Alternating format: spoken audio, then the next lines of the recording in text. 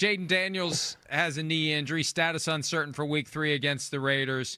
He injured the knee on a scramble. There was a question of whether or not it looked like a hip drop tackle. And I saw a couple of fines for hip drop out of Week 1. They don't flag it, and it occurred to me last night, Devin, and you can provide great insight on this. Like, how much of a disincentive for coaches is there to ensure that guys aren't doing the hip drop tackle when there's no negative for the team? I'm not saying that coaches are saying go out and hip drop tackle, but there's no reason to tell guys not to do it because you don't get flagged and the fines are paid by the players, not by you.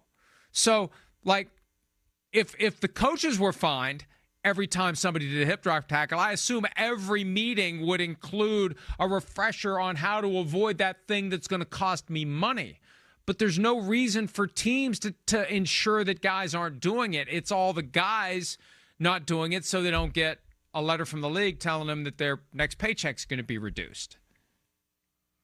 Yeah, I'll be quick because I know we got to go to break. But that was one of the questions I asked because that was something that came up. They're not going to flag it, but guys are going to get fined. And I'm like, how does that make sense? And I asked them, so when you find these guys, eventually are we going to look at the ball club? Are we going to look at the coach? And I was told that is on the table to possibly look if there's repeat offenders of certain teams that they do it more than other teams. But again, I was adamant on I hate any time we're going to say we're not going to flag a play, but we're going to review it and then fine the players because now you can continue to do that. Most people don't even know that guys got fined anyway. So I'm not in love with fining guys and not flagging it. It should be the responsibility of everybody, not just that player.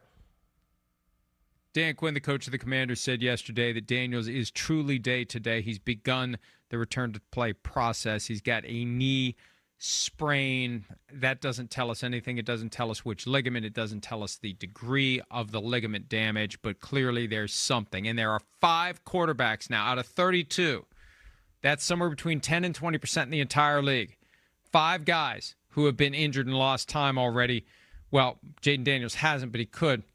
You got him, J.J. McCarthy, Joe Burrow, Justin Fields, who's in the concussion protocol, and Brock Purdy, who was injured in Week 1. And, we got to wait and see now, is Baker Mayfield okay coming out of last night's game? Because he sure was in pain with that left knee, and he was hobbling to the podium.